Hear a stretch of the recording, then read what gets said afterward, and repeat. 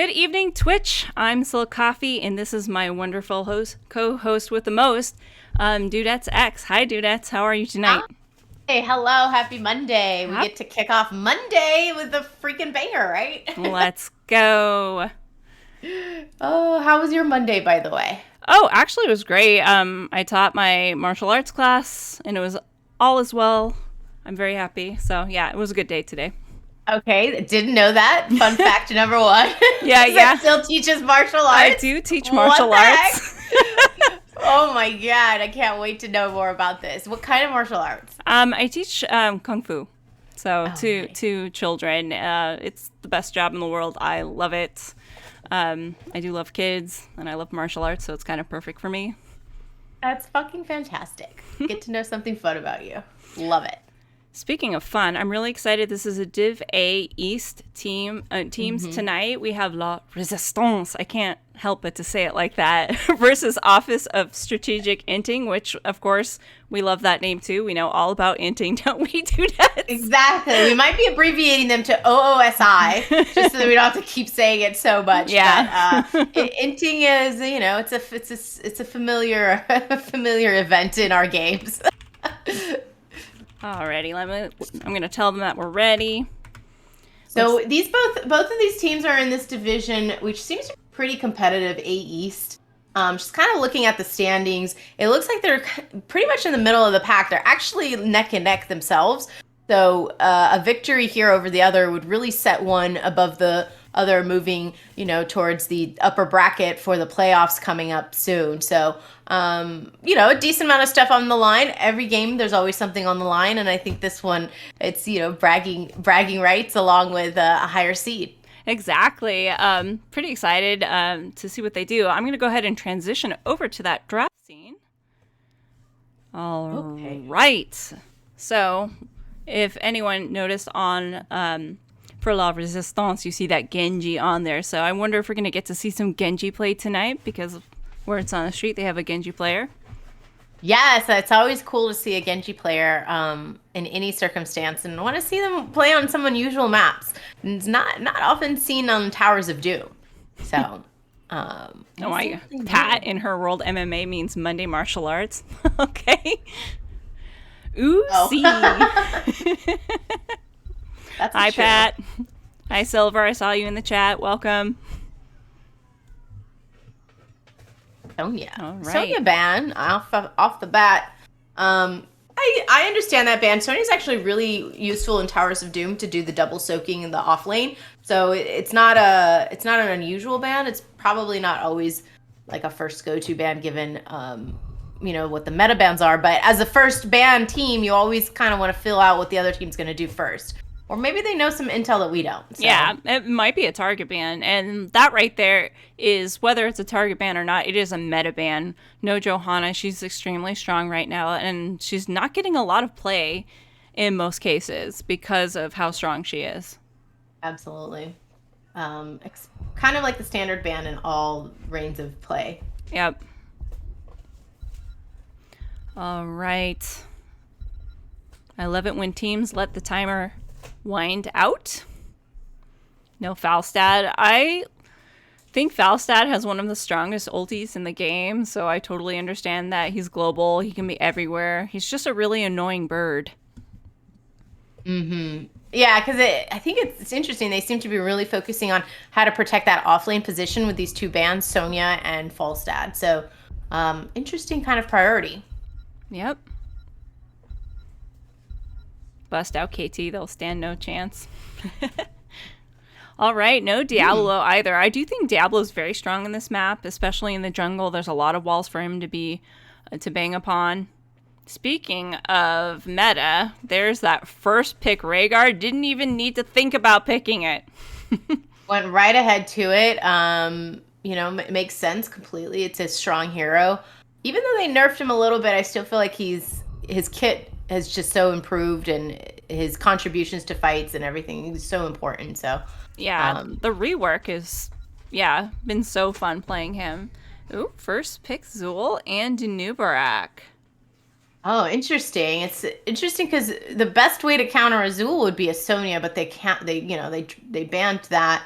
So maybe they were very concerned about this double soaking business on the side of the Office of Strategic Inting. So seeing that Zool it's almost a standard pick for this map for some people. Zool and his Skelly Bros can do a lot with that double soak. Oh, Tychus and Leo, speaking of double soak, also a very strong double soaker, Leoric on this map. Yeah, I love playing Leoric on this map as well as Sonia. So it's a really strong pick. It's, his Entombs coming in at the right time of a fight are so important. And the Tychus into the Anub is such a great pickup for the side of La Resistance. He can really shred that Anub because his shield is spell shield and Tychus is, just regular physical damage. So yep. No ETC. That is like, they want to choke out the tanks over there on the side of Strategic Inting. Clearly, they don't want them to have any tank play. No tanks for you, La Resistance. Oh, I mean, we'll see what they do. I mean, honestly, I wouldn't be surprised if they pick up a Blaze tank because Bunker would come in so handy if they go Poison Nova on the Zool. Yeah. That's what I would love to see. And we see the Stukov ban, which I was kind of wondering why he was up there for so long. You know me, I'm a Stukov wonder queen. I love him more than anything. He's so powerful right now. He's one of my favorite bans because if he's not on my team, I don't want to play against him if possible. Because a good Stukov player can just destroy another team. And a well-timed silence puddle on an Entomb can just completely change that fight. Yep. And Symbolic picking up that Anduin the Fun Police and Robot Wizard on the Chromie. Some Vision and Yoink. Not gonna happen. Yep. The Roots, and he's a pretty strong healer. So it's a pretty good pick. He's definitely one of the top 5 healers right now. Strategic and only take death trait heroes, right? Spicy! Main tank Imperius and Mr. Bros on the Genji. Very interesting. So we're going to see hopefully some interesting CC chains that Imperius starts. You have the Tychus going on with his minigun, the Rhaegar slowing them down, and guess what? You can't get away because the Genji will finish you off. Yes. That's going to be fun. I have to say, though, once Imperius is in, he's all in. He doesn't have a lot of ways to get out, but that Rhaegar baseline cleanse will come in handy with the CC that they have on the side of Office of Strategic Inting. Mm-hmm. That's the one thing. You always have to make sure you have a sort of a cleanse on the hero. It's the one thing against Stukov is he can't do that. But you do have one on the Anduin. The pole can be used as a cleanse. It's just that it has a huge, cooldown until you get the second pole at 16. But it can be used in different ways. And then the Portrait Synergy is almost there. Good try. Let's see you guys try it again next time around there, Office of Strategic Inting. I see that you, Anubarak, with your one little Diablo out of place portrait. La Resistance just resists any, conformity, so I understand them. All right, Mr. Bros coming out strong on that surfboard with Genji, Lord Bacon on the Rhaegar, we see Durvan on that Leoric, Azuriel on the I almost said Tyrael, so easy, even Tyrael can do it. Imperius is what I meant, and Dark Knight on that Tychus. Let's go ahead and look over here at the red side. So the Office of Strategic Inting, they have Big H Juan on the Anubarak, Benze on the Zol, Chrisinator on the Sylvanas, Robot Wizard on Chromie, and Symbolic on the Anduin. Love that spray right there. And it's spraying away. Let's go ahead and see what happens. Are they going to go for a mid scuffle? So far on the midi map, I see maybe not. They've got need to. They have a Sylvanas, and they want the Sylvanas cheese, but it looks like La Resistance is going to go ahead and sniff that out. La Resistance knew right away. Very smart play by them. Big stun. Imperius misses his stun and does go down, but so does the Zool. We get a counter kill there. They kind of break even there, but the advantage right now is actually in the top lane because Leoric went away to soak, so he's getting that soak that the Zool, who passed away so quickly early game, is missing. All right, let's take a look at these talents here. Do you see anything spicy? Yeah, already getting that double soak here. Big damage coming out onto him. But of course, Leo can just go ahead, Wraith, walk away. I think the thing, but I'm not an expert at it, is the Genji build. I've been told that maybe Swift as the Wind is not the best first pick, but what do I know? I don't know anything about Genji players. Ooh, big stun coming out from the Nubrak. Zuriel taking a lot of damage. Chastise is sidestepped away by Zuriel. And there's the pull coming out. Genji just being a pest in the battle lane. Will he get the Sylvanas? He wants it. He wants it protect and does manage to get that kill. But there's a counter kill coming out from Lacromi. He pays the price for just diving in there. One thing I was going to note is that we do have some scaling heroes on the right side on red team here, with Chromie scaling on her deep breathing. And then we also have the Sylvanas who will be scaling all game long. So we'll see how high she gets. She's currently sitting at 12.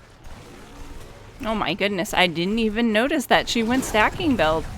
I've heard that good stacks is 150 stacks, according to Miss Pussycat, who is fond of playing a stacking build Sylvanas. Yeah, she's definitely fun to watch play. I've played with her in GGS, so seeing her stack is just insane. That deflect was pretty good there. I'm talking to Dashane Train in chat. All right, both teams looking to try to get their pumpkins out. A little bit of a scuffle. You see these multiple time traps set up, hoping to catch someone through rotation. They're able to just poke out both sides' pumpkins. Yeah, pretty even, but you know what's happening though, once again, is that we are having one side scale more than the other. We have Chrisinator on that Sylvanas actually doing a great job getting some stacks off of the Imperious. Yep. Very well done. All right.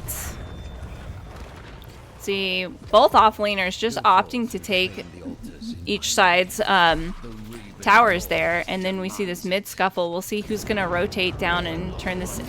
Ooh, big stun coming out onto the Imperious. Lots of damage. He wants to get back. Stab, stab, stab. Ooh, big Tychus damage. Shedding that Anubis. Yeah, but here comes Benzine in the back line, getting a root onto that. Woof, woof. But Lord Bacon just walking away, and you see Symbolic going ahead and capping that bot objective. And it's really that rotation. Oh, big stab, big counter stab, and that is a kill on the Anubarak. Oh, he just stayed under tower range for way too long. Yeah. Too juicy of a stab for Zuriel there on the Imperious. Yeah. You saw basically what happens when the Zul rotates down to help the teammates. The Leoric did not do the same thing. Instead, he chose to get sevens, so it kind of cost them the objective there. Mr. Bros doing lots of damage over there, forcing the Sylvanas out of that mid lane. We see this is a pretty typical. Ooh, Lord Bacon taking a lot of tower damage there. Probably got poked out by the Chromie. So much damage from that Chromie's W that just comes raining down. He actually ate all three of them. Look at the spiciness here. Sylvanas just looking for more stacks. I think that's why we saw that rotation there. Still 4v3 down here in bot lane, trying to get that bot pressure. They have one tower down. This is the typical lane that you try to get control of, because you have those two camps there. That's potential for lots of extra shots from the pumpkin camps. See, the camps are up, so both teams going ahead and tackling that. Yep. All right. I take my camp, you take your camp. And then we go poke your camp and get stopped. Big time trap and chastise into a stun, but a counter stun coming on. They want this. Leoric is down here making the difference, making it a 5-4 fight, really helping his team out. Really good rotation. Yeah. Jinx. He was in the middle, and it was just perfect timing for him. You know, like, that's just a note for offlaners. If you see that your offlaner that you're against in the middle lane, you should tell your team. I think he knew that Zul was on that top camp, and so that gave them room for a guaranteed 5v4 invade. Big damage coming out onto him, and they do get the kill onto the Zul. Lots of Chromie AoE damage, throwing that W in. Dark Knight wanting to put as much damage into the tank over there. And Biggie Juan, looking in a lot of trouble, does go down. Symbolic in a very dangerous position and does go down as well. I saw that swipe cleave from the Imperious, bringing him down. They elect to go straight for this boss with 2 people down still on the side of Office of Strategic Inting. Meanwhile, I think Sylvanas probably could have stayed here. She probably didn't know where the rest of the team is to get a little bit more value there. Yeah, she's definitely backing up for the right reasons. When you don't see the enemy team on the map, you're in big danger. Really was unfortunate for Symbolic. He just found himself surrounded by 4 blue members. I just noticed. But, you know, that fight got them their 10s, and that's why they had a huge advantage going into that. Not just the numbers, but also the ults. Very aggressive positioning here. Looking big silence out onto the Genji. Wow, that wailing arrow, if he wasn't so close, might not have gotten away. That was a good try on that pick. Kind of quickly, like one thing that I'm kind of stands out to me is the Tychus ults. Normally we do see Odin picked up instead of the drill laser. Because the drill can be so easily taken down, especially with the Sylvanas on the enemy team. But the Odin, you can actually get so much value from... Speaking of picked, looks like they got a pick with that 3-man gank up there. Great use of the Entomb. Yep. Chastise narrowly missing. Lots of damage coming out for the Chromie. There's the Protect coming out. I think that they're going to be able to walk away on the blue team, and they do. They're electing to reset, but look at Chromie's like, I want to stop that backing, but luckily they were able to dodge that. Great use of her range. It's exactly what you want to do with a Chromie. A Chromie also, by the way, went Temporal Loop, so that'll be fun to see how she's going to use that. Hopefully she doesn't always use it on the Genji. Yep. All right. We're going to look for a trade here with the objective. You see that drill coming out, trying to zone them out. There's the light bomb combo coming in, but doesn't exactly connect. A little bit late on that E-in from the Anubarak. Lots of damage coming out. Genji does get the kill, and they're going to also get another kill on that Anubarak. All right. Ooh, there's the temporal loop coming down. On the Genji, and the silence. Oh, the Imperious pays the price, though, because he was standing in front of the Genji. Yep. Slight mistiming with the X strike. I think what Mr. Bros was trying to do was nullify that temporal loop by popping his ult, which I see a lot of Genjis do to get out of sticky situations like that. Exactly. Just he'll get it right, I'm sure, the next time around. I'm sure it's not his first trip around this block here with a Chromie. Word on the street, one trick Genji player, right from the mouth of the Genji player, actually. Exactly. He totally fooled us. Yeah. Let's go. Well played, Mr. Bros. Well played. All right. Easy clear for the side of the blue team, because I think it just felt like the red team's a little bit hesitant to get closer, because the Anubarak's playing a little bit safer for him. Yeah, he's realizing what a danger Tychus can be on his health. The Genji just zoning out the back line by being a pest over there. Look at how he's separating out, leaving a Biggie Juan in big damage. Uh-oh, and there is a pause. I'd just take that freeze frame any day. Really, you see the advantage of the bigger they are. The Tychus just melting away the Anubarak, and you understand why. I mean, you play tank. I play it seldomly. You know why you're so afraid to go in. There's just no value for you to put yourself in such a dangerous position. Silver's pointing out the double time loop. That will be very valuable once they get to level 18. Oh, yeah. Can't get away from it too fast. And I agree, Shane, that they do have that baseline cleanse from Lord Bacon to also help cleanse that time loop. All right. The pause was almost frame perfect on the noob kill. I love it, too. That's a beautiful pause. All right. We are back in the game now. Blue team trying to push in, trying to get more pressure on this bot keep. Ideally, if they can actually go ahead and get this bot structure, they will get more points. Lord Bacon coming in with a woof woof. But lots of poison damage coming out from the Sylvanas. That drill doing work. They only get half of that structure down, but it's halfway through. So I'd love to see a differential chart of like what a Tychus Odin versus the drill would have done. I wonder if the Odin could have done a lot more. Big stab out onto Chromie, but Chromie stasis comes out. There is the chastise, but will Robot Wizard go down? Does not go down. A little bit late on that light bomb, but they do manage to get that cap. It feels like it's the longest stasis in the game, so you're like waiting so long to react there. But it actually gave them so much time that they were able to cap the objective. Yeah, and then we see the space created, right? Mm-hmm. All right. So back to the lanes, back to the minions, back to the 4-4. Lots of AoE damage on the back line. That Chromie doing such a good job of just laying it out there. 16s are online for the blue team here. All right, let's see. We see Sylvanas here in mid lane.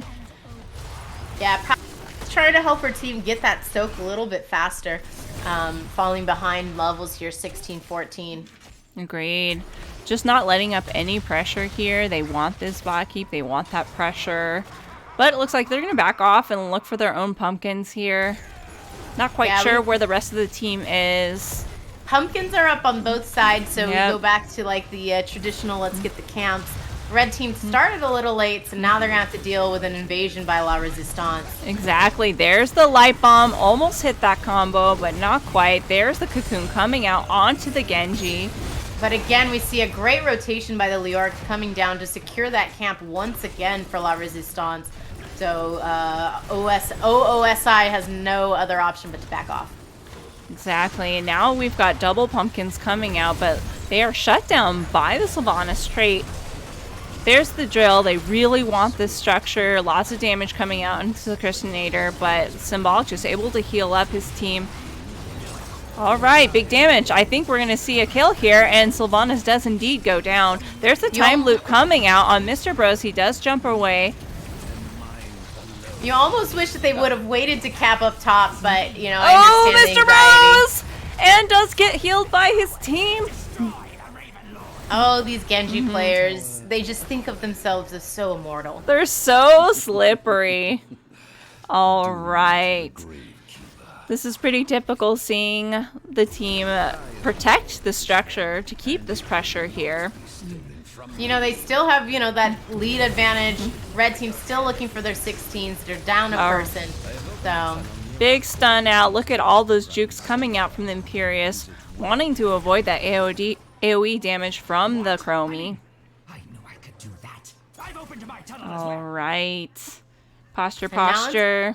It's the posture. It's the how can we hold this and let Liorc continue to do his work. He's doing a great job soaking both lanes, and it's a question of like the Zol coming down, which he looks like he wants to come down for this fight. They know Liorc's up top. Let's do it. This is your chance, guys. All right, there's the light bomb E combo from the Anubrak. The towers are turned off temporarily. There is the Anubrak cocoon out on the Tychus. They're having to back off, taking a lot of damage. There's a big stab coming out from the Imperious. Silence from that Sylvanas. They do get that kill. Oh my goodness, will Genji get away? What a combo, and come back from the red side, looking to finish this off if they can, but Sylvanas does go down. Unfortunate that those beetles were not there in time to tank for her. Oh my goodness. Honestly, kudos to Christianator with Sylvanas. Yeah. They're doing so much work trying to shut down the tower while trying to help eliminate some members of La Resistance. It was amazing. Huge congrats to that. That was a great play. Yeah, it was a really great play, and I'm surprised that they're going to wait a little bit. I thought they'd wait a little bit to get more shots here, but I think they're liking to do the safe play. Just go ahead and cap it before the Genji. Oh! Will they? Oh, Genji using the X-Strike to escape. It actually, it's totally fine because they have the advantage of being able to take both pumpkin camps here, since they do hold the bottom lane control of that. And the problem with the draft of La Resistance is that they're not a huge siege team. So this is where the Odin would have come in handy to retake this bottom tower, but they're gonna try to do it with the drill instead. Some interesting posturing. There's two top on the red team. Maybe they're looking for a kill, but no, they don't quite get there in time to to get this camp. And then down here, we see them wanting to get this. They are able to get it back on the blue side as far as that structure goes. Man, that Genji right in the face of Robot Wizard. It really felt like a missed opportunity. Office of Strategic Inting should have had people there to defend that tower. Yeah. They lost control of the bottom lane, and I don't really think they gained anything top by rotating the Sylvanas up there. Yeah, and they have 20s now online. Are they going to look for a pre-20s fight here on the side of blue team? We see Leoric over here coming to look for an Entomb in place to support his team, looking for a pick. And this is a 20 Entomb, so Yep. it's a huge silence. Le Resistance has their 20s up and activated in Office of Strategic Inting, just waiting out to get their 20s too. This is where I would love to see the Zol starting to rotate down and the Sylvanas getting the last few XP, but they're just not rotating fast enough to stop this channel. I'm not sure what the Zol's purpose is up there. This is what you fight for, is this objective. Yep. They do manage to cap that objective. All right. Looks like they're grouping here. I think they want to punish the Zul. The Zul is sniffing it out, though, or they're just going to go straight for that boss. I mean, this is the win right here. Yep, 4 points left. 4 shots from that big Anubrak stun coming out. Lots of poison damage. There's the cocoon. Oh my goodness. And will we see a hole wipe here? What a steal from the side of the red team. There's the time loop coming out. And they're coming back. And that is, oh my gosh, what a big pickup for Office of Strategic Inting. There's the black arrows. They want to get map pressure back here. This map is called Towers of Comeback for a reason. You know, you see that their ability to just team fight is so strong when there is 5. They could have had that amazing team fight down at the objective and done this and also gotten, I don't know. I just think the rotations seem to be a little off for me. But this seems to be working out for them right here in their favor. Yep. Looking to really just plink this down. They can get that 6 cap, but, you know, we only have Lord Bacon over here trying to get this back. They know that this is going to go down. And there's those tower shots coming in for the side of the red team, Office of Strategic Inting there. And they're working their bottoms off just to try to get this back. Yeah, Poison Nova really did crush them. There's big damage coming out onto Lord Bacon. The Rhaegar, I don't think he can cleanse himself, so like, there's not much he could have done there. And I think that's the game. Yeah. I don't know. They still have lots of shots to go down. Oh, wait. Oh, they still have lots of shots. They're really working to try to get this back. Oh, Zuriel trying to do his best to prevent that, but it is not enough, and they do manage to get all those shots in. GG, well played, both teams. Wow, what a spicy game. This is the epitome of Towers of Comeback right here, what we just saw. Absolutely. I think what we saw was a very dominant performance by La Resistance up until the end when you just lose that last fight over the boss, which, you know, was probably a right call because it was 4 shots, but maybe they could have gotten one more kill before. I really thought that they were flanking for that. For the Zul, which they could have easily killed him and then taken the boss, but that Zul did so much poison damage. All that AoE from the Chromie, the time loop, the Nubarak hit a perfect Ian with a light bomb, and then they had the cocoon. It was just really well orchestrated team fight there on the boss that allowed them to get map control again. Yeah, and the problem on the side of La Resistance is that they are not a siege comp. Like, that was their weakness. Obviously, they had 4 members down and only Rhaegar trying to take 1 tower back, but at the end, they just couldn't take any towers back fast enough. So, I mean, I think they played a really interesting game. I loved their comp, loved seeing them fight it out. But I think Office of Strategic Inting played a more calculated game, and they knew what they had in their comp, and they used it to their advantage. Exactly. I'm going to go ahead and transition over to the map screen and then message the teams to see what map they're going to, because I Yeah. forgot to tell them. Teams sometimes forget to tell me who picks what. And then shout out to Voodoo Child. Yay, Voodoo. I'm so happy you're here. Welcome, welcome. He's a fan, and I'm a fan of his. Awesome. Oh, we never even talked about what maps were banned, Sil. Yeah, we didn't get a chance to do that. All right, I sent a message out to one of the captains to make sure that they let us know where they're going to next, but let's take a look at these map bans. All right. So, Dragonshire, Volskaya, Sky Temple, and BOE. So, who knows? Maybe we're going to still get that Infernal Shrines game. I feel like every NGS match has an Infernal Shrine. So, they chose first pick on the side of La Resistance. So, we'll see what map Office of Strategic Inting would like to go to.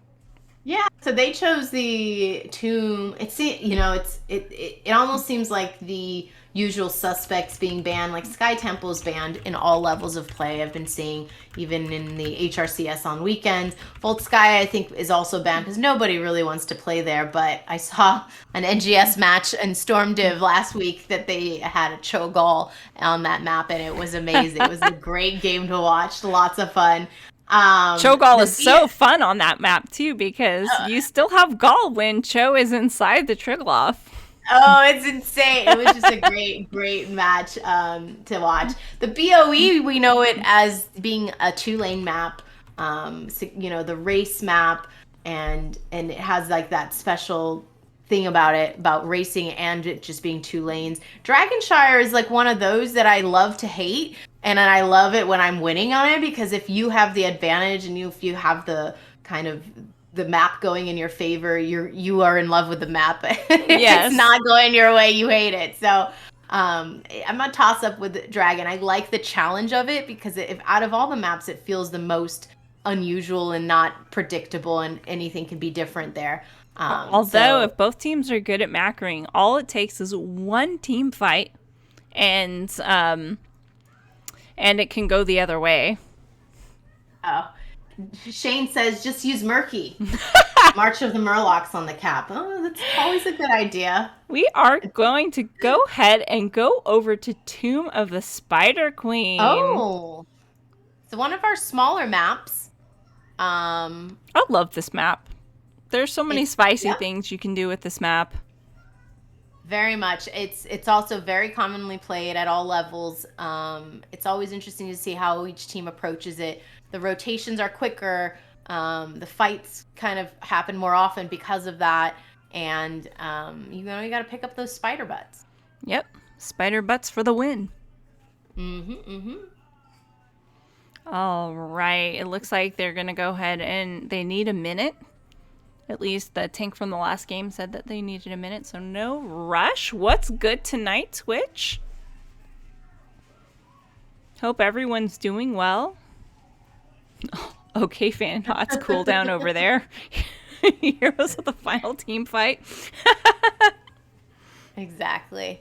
So this will be fun to see how they play it out. Normally we do see the offlaner kind of stick to 1 lane on this map, staying at the bottom, while we see the 4-man rotating top and middle. We see them really fight it out for vision and control of that area where you turn in, going from the middle to the top. I always feel like the team that does the best control of that area of vision tends to do the best in this map and in the situations here. Oh, Shane is mentioning that it's interesting that La Resistance is taking first pick, that they usually take map pick in their other series. Maybe they have something spicy planned for this one. Looking forward to it.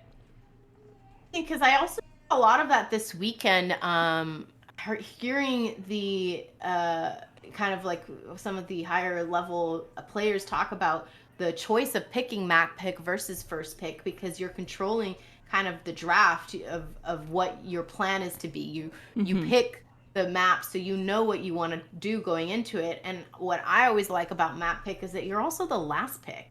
So you get to counter what your opponent, who didn't know where they were going and didn't really have a plan going into it, you get to counter that. So I sort of respect the unusualness lately of some people choosing map pick over first pick. Yeah, it's definitely a benefit, especially if you're worried about making sure that your offlaner can win their lane. That can make a really big difference. Mm-hmm. But then the thing that we always say about first pick is that you're basically getting 3 bans, right? Mm-hmm. You're getting the 2, and then the third being your first pick. So there's different ways of looking at it. People strategize differently. I remember we just played. We played with passion, and that was it. We had no real agenda. If anything, our first pick was always like, get the Stukov or the Rhaegar, get those things off the board. Yeah, the things we really don't want to play against. Exactly. That's what we use first pick for. So I guess we use first pick for a third ban. Exactly. Or the third banners. That could be our team name next time. Oh my gosh, Mr. Bros is so polite. May I be the captain? Please hat Mr. Bros. Apparently Lord Bacon cannot be trusted with hat. Oh, okay. Can't trust Bacon to ban. Just can't trust Bacon, period. You never know. Especially a royal Bacon, like a lord. Cho'Gall ban too OP. Oh, no. There's some very friendly banter going on in the lobby chat right now. I love to see it. Love to see it. NGS is one of those organizations where teams get to know each other and hopefully become friendly with each other, and it's all just good fun here.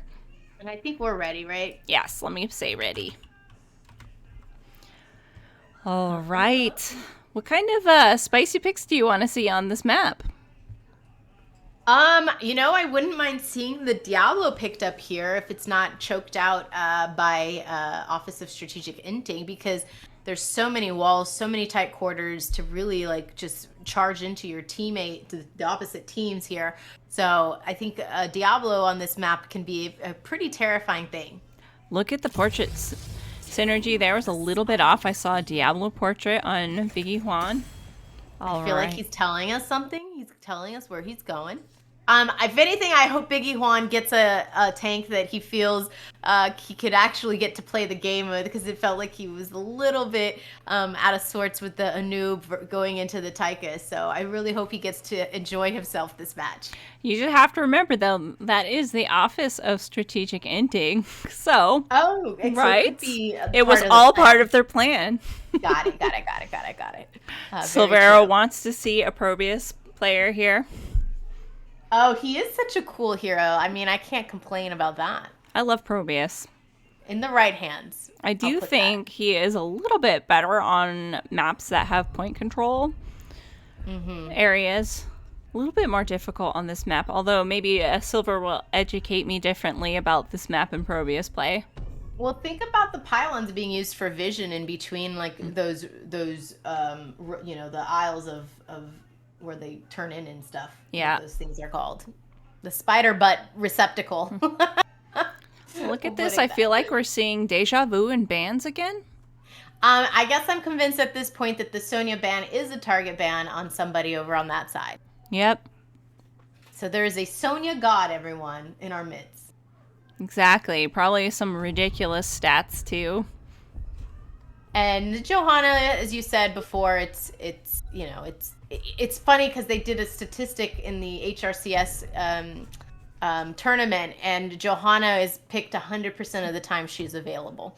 So, ooh, no Sylvanas this time. What a good change up. Hey, Batty King. Hope all is going well. Sylvanas, actually, I would say that's a respect ban. I think Kristinator turned a lot of those fights around by shutting down the towers, and then obviously you saw how useful again shutting down the towers and her siege was in order for them to get that 6 cap on Towers of Doom. Yeah, a lot of value there. There's that the tank, I can't speak, choke out going over there on the side of Office of Strategic Inting.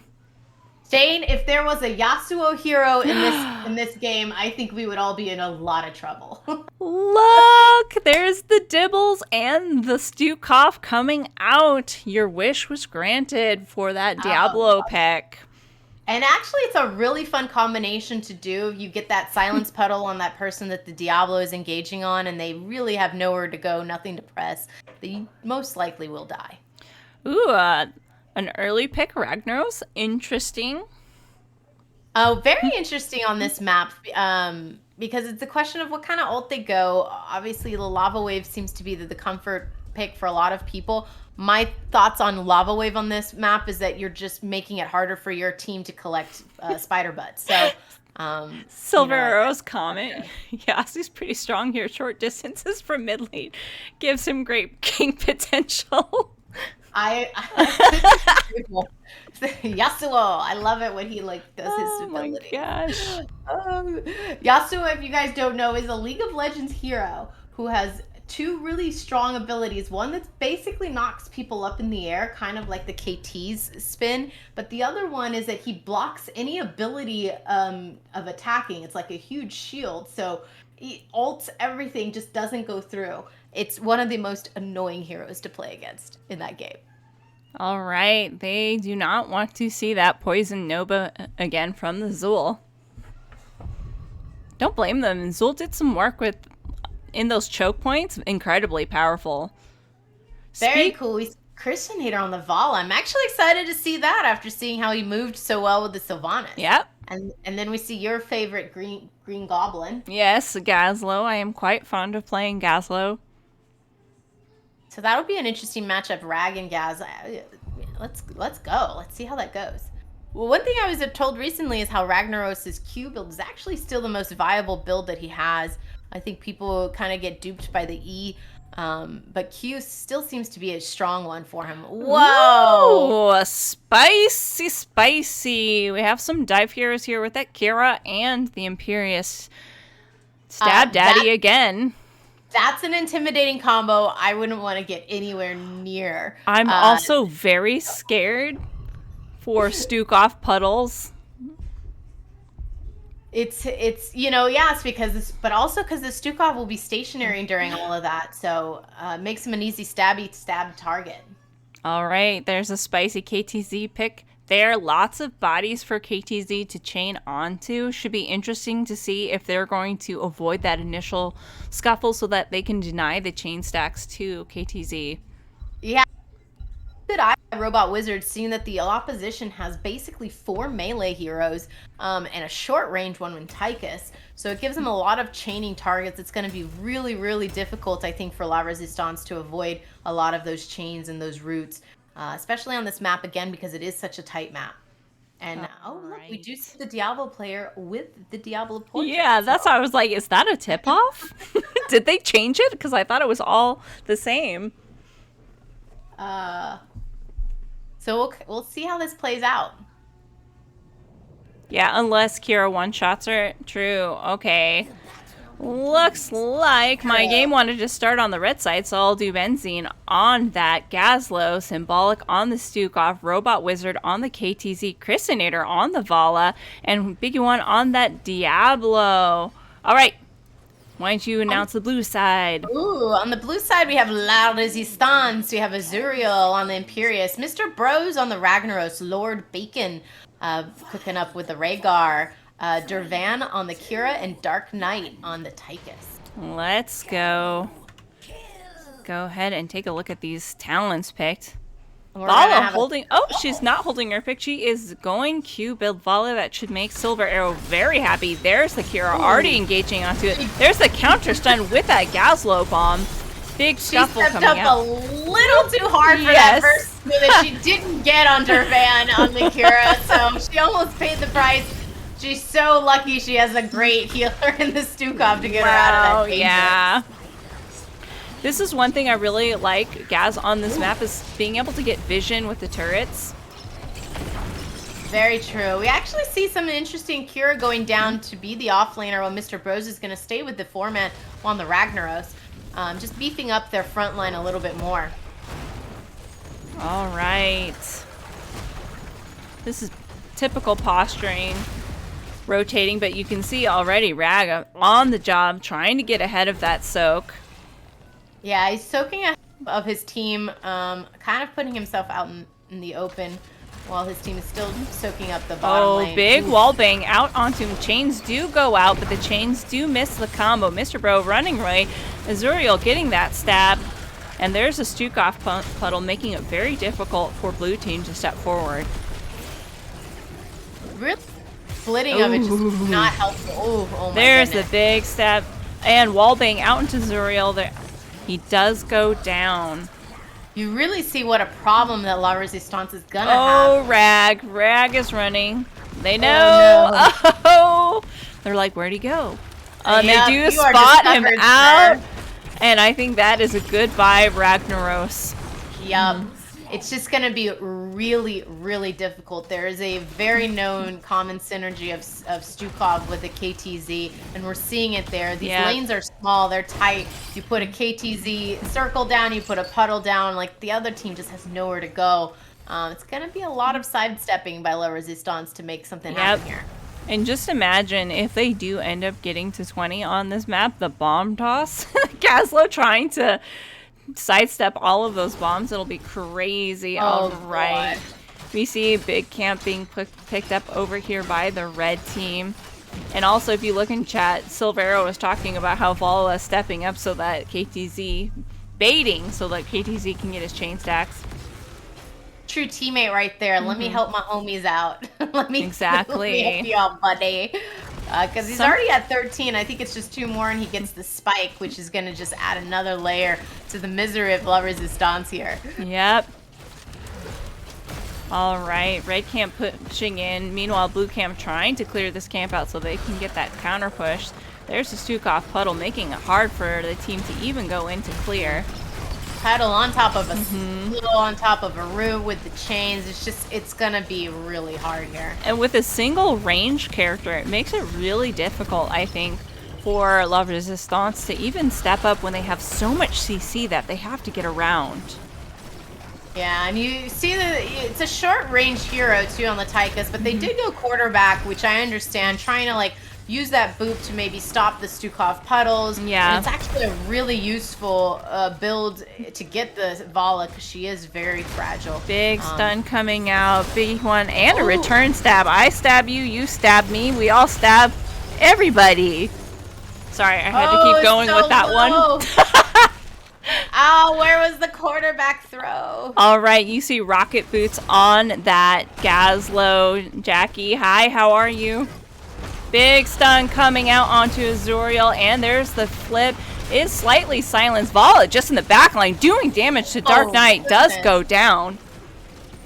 Oh, Chrisinator just showing off those mad skills. Yep. Poking down the Tychus. I want to give a little bit of love to bot lane. It looks like Dervan is pushed back by the Gazlo. See that use of the pea shooters right there. Helps give him vision. I would love to see them switch. I really think it should be the Ragnaros down there. They could really use Kira in these fights because it's making it so hard. The damage is so limited. Yep. They do get a turn in. They're already working on pushing this down. This is usually our win condition lane because it is boss lane. Big stab coming out onto Symbolic. There's the ice spike coming out. Does pull the Imperious. Lots of damage coming out, and he does go down. They just have so many tools on the side of the red team to shut down the blue team. It's just all AoE, and that's what's really making it hard. You cannot just get away from it. Yep. It's a huge push on their side up here top lane, which is known as boss lane. Yep. Really Will we see Rag rotate up here and use Molten Core to help do this? No, I think top is gone at this point. Yeah, I think there's not much to do here. If anything, maybe try to protect middle as the red team's rotating down. Yep. Oh, good dodge. Coming out from the Ragnaros. Not getting hit by those chains. Meatball will wreck soon. Let's take a look at those talents. It is Meatball! Let's go, Meatball build. What is helping the La Resistance is that they're not falling that far behind, even with just the 4 deaths. They're still 9. They're gonna obviously, they're about 3/4 of a level short, but it's keeping it close. They are trying to find a turn in there. They have no. 72 gems. But they need to be careful. They do have 10s on the side of Office of Strategic Inting. And they have all the time in the world that they can keep poking and controlling this map and not allowing the turn in. Even though they have 73 gems, it's going to be really hard for La Resistance to get in there and turn those in. Oh, big pull out. There's the unstoppable, but it is not enough. They just have so many stuns that they layer on top of each other to get those kills. One cleanse is not enough. Really just amazing. You know, those 10s locked in and they went right for it. Got a fort from it, got a kill. It's exactly how you should be playing that advantage. Yep. They want blood. They're looking for Kira, but Kira is just too savvy, knows to back off. You're in trouble, lady. It's your lane next. Yep. Not much for blue side to do except take camps, be safe, look for an opening, look for a pick where they can get it, try to catch the red team off of a rotation if possible. So we do have the 10s activated on La Resistance. We don't see Lava Wave. We actually do see Sulfur Smash. So it's going to be a huge AoE stun that can hopefully be following up the Imperious and get some real value there. Oh goodness, there's fights going on. Yep. I hear a screaming Tychus. All right. Just posturing down here, creating space so that their team can go ahead and secure that bot camp. And it looks like it's working, that space created. All right, let's take a look here. We have Ancestral Healing, we have Angelic Armaments, Draken Drill again, Final Strike, and Sulfuric Smash into Gravel Bomb, Shadow Fissure, Rain of Vengeance, Shove, and APOC. A huge combo on the side of Office of Strategic Inting, so it's a nothing but a CC. Oh, what a beautiful my gosh, there's all the layer. What a wombo combo coming out. Oh, goodness gracious. It was a beautiful series of events. Damn, the wombo combo, good job. Yeah, they have so many tools to shut down a melee-based comp. And I'm not going to lie, again, that's an instance if we had their 5-man there, if you could have had the Ragnaros counter that with his Sulfuric Smash. Yeah. They might have gotten away, but if you're 4-5, that's just the sort of things that will happen to you. Oh, big stab out. I like this play. They know that they're separated. This is the time to take that fight. There's the Sulfuric Smash. Not quite enough to go down, but is finished off by the Kira. There's the Diablo kill. Nicely done. Stab comes out, but is stopped by the Rain of Vengeance, looking for blood on that Kira. Will they get it? And no, they'll safely away Symbolic, putting out the puddle, saying, get out of here. We're safe. Whoa! Trying to get that kill on the Gaz, but Gaz very strategically places his bomb so that he can get away. You know, and that wombo combo really cost them the gems that they had. They had enough to turn in. Now they don't. Yep. So. All right. Didn't quite get much value from that, but it did help relieve the pressure. They did get a counter kill. They are now on the same talent tier. But this is very dangerous right here. All right, they do manage to get the spiders. This is keeps defending time. Like, yeah, they sort of have their backs up against the wall. La Resistance must resist. Exactly. All right. Again, going top lane, very smart strategy on part of Office of Strategic Inting. It is, again, the boss lane, which is up. So if they do a successful push here, get the keep, they could go back at the boss and probably end the game. Will we finally see Molten Core coming out? Oh, there is Unstoppable does come out to save Dark Knight. Well played, Lord Bacon. There's the Draken Drill looking to help defend this top lane. There's his Dukov shove. Does not quite connect. There's a Silence Puddle. Pretty good defense so far. Maybe they're just waiting very patiently for the 16s to come online. Meanwhile, Rag has gone mid to try to save that mid keep. And they do back off. Oh. There's the Sulfur. Turn into big guy. Yep. But guess what? If Red Team is patient, they will have those 16s online soon, and it will be so hard to defend against that. Yeah, that was a really good, well-executed wombo, Jackie. All right, 16s are online. There's the Ice Spike coming out. There's the Diablo flip. Does a counter with the Q. There's the Grab Bomb. Does catch one pin. Oh, A no. pop combo coming out. But there's the big Ancestral Heal coming out for the for Zuriel. Big KT combo coming out on the Rag and Lord Bacon there. Rain of Vengeance. There's the Bush and Kira going in. Doesn't want to stop. Is in the Silence Puddle. There's the AoE damage. Just destroying the Imperious. But gets a counter kill with that Diablo. But Kira does go down. You heard that La Resistance is not getting any chance at all to click their buttons. Nope. There's just so much going on that's preventing them from being able to execute any sort of abilities. It's just not. Oh, do not chase! Do not chase! Do not chase! Ah! They don't have 16s yet. And if they did get picked off, it would give an opportunity for them to just push court, even without Diablo there. Alright, but Diablo will be up soon. Blue team just trying to get control of map. Meanwhile, they're waiting for their tank to be up. Looking for a pick. They still don't have 16s yet. Alright. Yeah, any sort of delay just actually really helps La Resistance here to catch up in levels, which they have. They're now 16. Agreed, but we do have an infinite scaling hero over there on the side of the red team.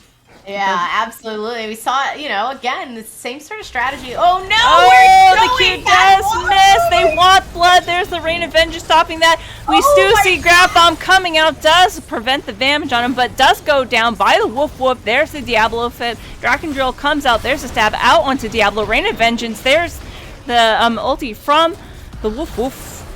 When I say Woof Woof, of course I'm talking about Rhaegar.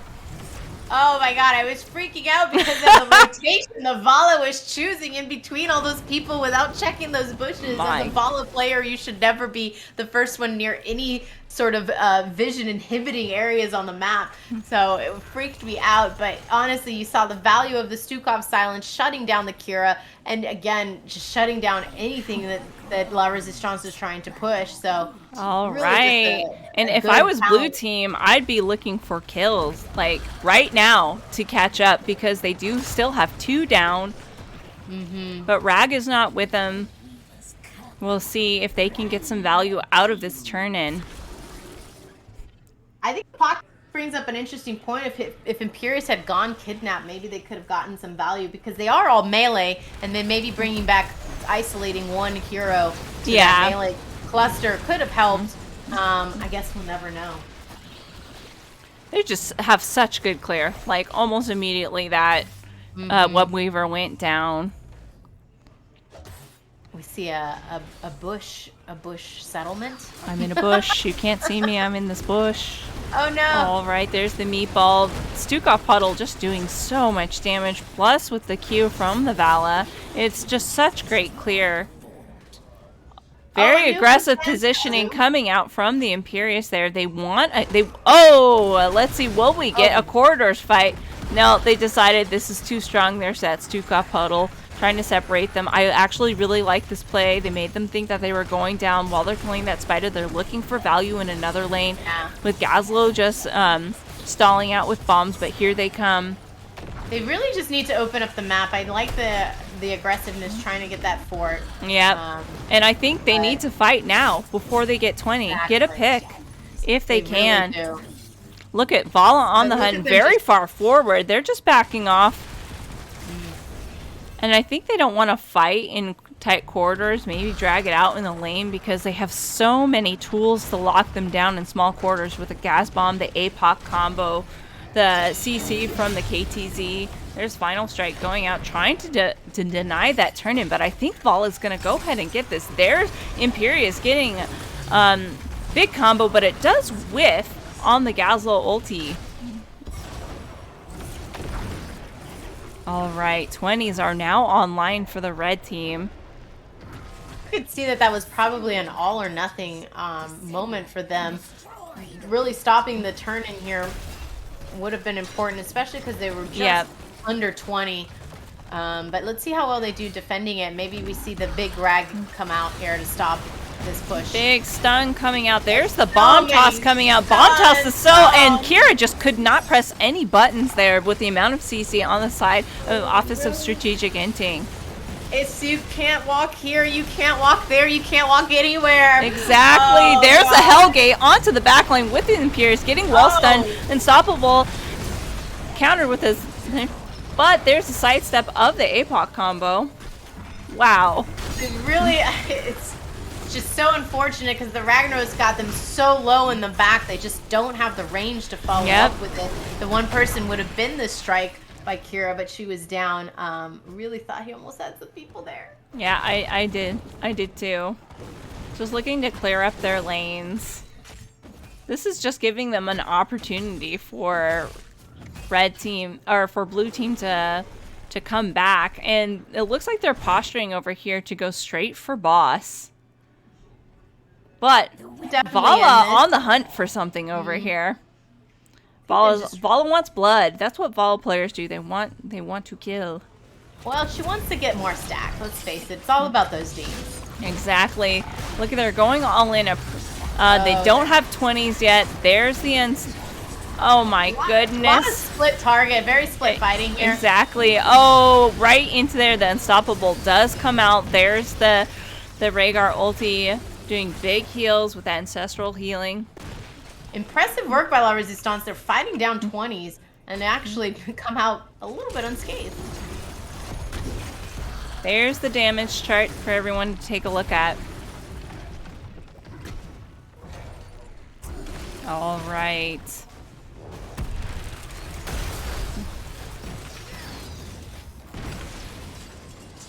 Man, this is tense. Now they have 20s online. Let's see if blue team can do something with this, because so far they're still in. However, spicy invade. They know where the blue team is. They know that they can get away with this. Vala can just go ahead and queue down this bot keep. There you go. And they actually have all of their ults up on the side of Office of Strategic Inting. We have Ancestral still down for another 40 seconds or so. So, you know, they're going in confident knowing that they got buttons they can push. Yep.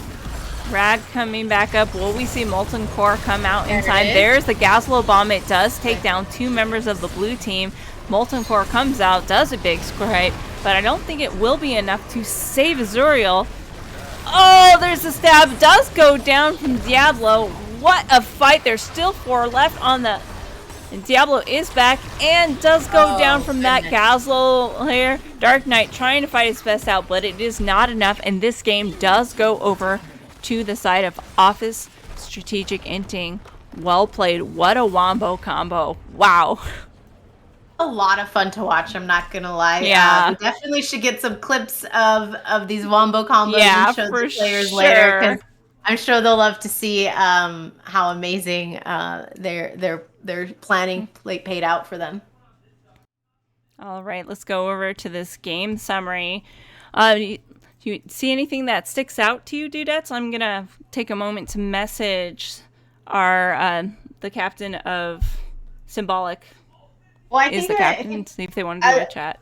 As the chat pointed out, I wanted to see the damage, and it does look like the Ragnaros sort of led the damage on his side. But you do wonder what could have happened if maybe the Kira was more in the team fights from the get-go and he was just soaking bottom, if that would have been a difference at all. I think they sort of went the same kind of approach, very single target heroes on the side of La Resistance, and maybe that sort of cost them in the end. Yep. You see the value of these AoE heroes and what they can do on a small map with small lanes, lots of areas you can't wander to. So, it definitely was a tough one, but impressive to see. Ooh, hello. Hello. Welcome. Hello. We do have Symbolic here. From... Oh, hi, Symbolic. Yeah. I was like, oh, how did this person get in here? She forgot. We can only have one extra person in this lobby. Sometimes we go to the other lobby so more team members can come. Okay. We will move if more of your team wants to be in the interview. It's up to you. Let me ask him real quick. I'll Okay. ask him. Are we on an 0-17 and 0 Stukov? Sometimes it's You could fun. almost say that, by the way, symbolic, your team could not kill without you. That's what I say when I'm a healer and I see that type of number. You That's guys right. couldn't do anything without me. Go ahead and look at Very these cool. talents. Let the chat see it really quickly. Well played, well played. What a wombo combo. Is that a combo your team often practices? So the main one we practice, I'd say, is Stukov, and then usually like insert one of the two. And we noticed they were dive heavy, so we kind of took like all of our favorite Stukov combos and put it into one. And I took a picture of it actually because I was like, "Hey, we need to practice this combo." I liked it. The game. You guys executed the layered CC so well. They could not move, especially into a melee heavy team like that. Really worked out. The team said, let's see, Benzini and Crusader said they would like to join the chat if possible. All right, let's move up into one of the lobbies. Lobby 2. Let's go there. Okay. Yeah, let's talk to them all because definitely a lot of people shining here. I would have to say, like, yes. I'm incredibly impressed by Chrisinator and the choice in going stack Sylvanas in the first game and then stacking here Vala. Just such an aggressive player. He likes the ding sound. Yeah, it's very soothing when you get the dings, right? Definitely. Hello, we have Benzine here with us. Welcome. Hello. Don't be shy, Benzine. We don't bite. Hi. There you are. Welcome. Hi. Are you also of the international sort? I hear people are abroad in this team. Yeah. I'm up in Canada. Oh, nice. I love Canadians. I've got a Canadian on my team. Let's go Canada. All right. And Symbolic told us something pretty special too. How is the ping, by the way, playing over there? You want to let chat know where you're playing from? Okay, so I'm playing from Riyadh, Saudi Arabia, and the ping I have a pretty good internet connection here, and the ping was like right at 200, maybe 211 sometimes. Wasn't too bad. I only had like one issue for a second. That's why there was like that early pause. But otherwise than that, we were pretty dang good the whole time. It's just like, it's like playing on like a half-second delay. Once you get used to it, really not too bad. Nice. Well, it might make you a better Stukov player, because as a Stukov player myself, it's always trying to get ready for those where to silence. And if you're thinking like a half a second ahead or more than a second ahead, you're probably doing something right here.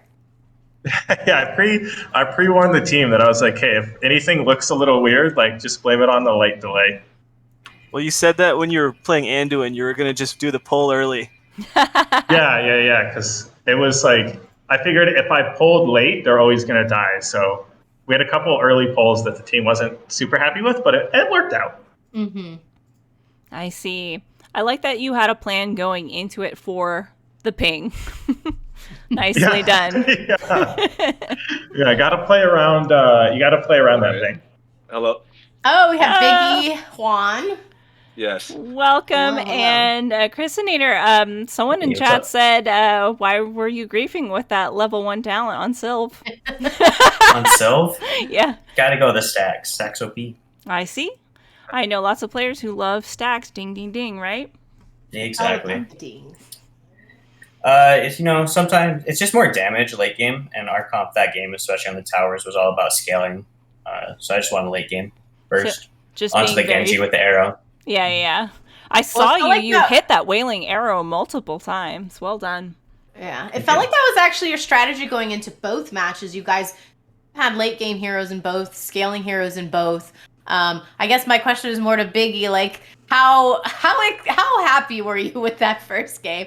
Because as a person who detests playing tank, I could tell that you were not having that great of a time. Oh yeah, I usually don't like picking tank that early, but out of our picks, it just makes sense, I guess. and they counter with a lot of auto attacks. So the Nubrek has a low health pool and no armor against that, so it was real rough. Um, but I think it paid off towards the end when the other team went for the boss, and me and Simbo got the what was it, the Anduin light bomb, and I just got 3 of them. Yep. Yeah. Yeah, it was good. You guys were practicing the first few, and it was good to have it line up when it mattered the most. So that was a really great combo. So it really looks like you guys focus a lot on combos. Do you guys practice a lot? You did talk symbolic that you're like, hey guys, we should do this combo, but what is sort of like the mental approach of the team, and as far as what you guys want to do each match? We try to build a comp together, but sometimes if the enemy team hard counters a certain hero, we have to adjust. Mm-hmm. But ideally, we do like doing like those combo engages where we land a key CC on somebody, then everyone follows up. And in the second game, I think we did really great on that. Mm-hmm. You did disgustingly yes, great. It was like disgusting. They could not press buttons. That's how locked down you had them. Yeah. I was terrified. Yeah.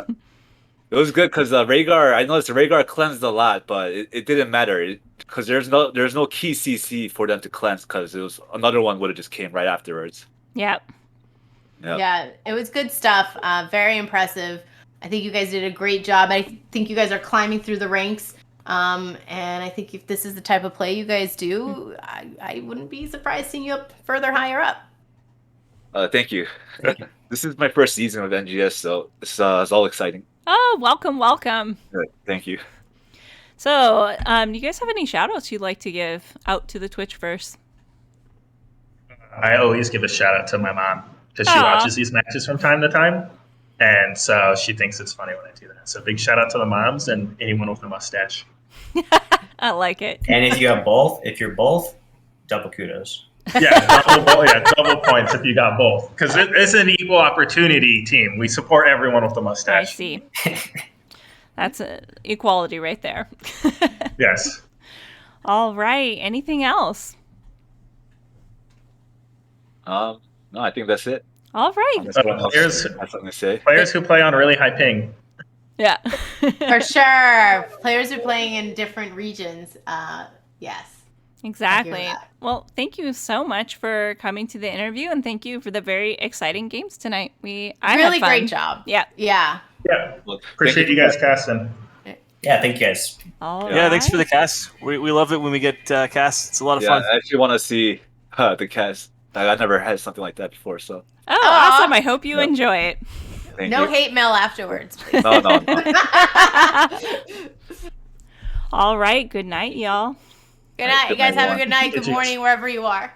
Yeah, good morning. All right. Let's go ahead and pop back into our casting lobby. All right. That was an exciting, very dominant showing. That first game, I was so surprised. Wow.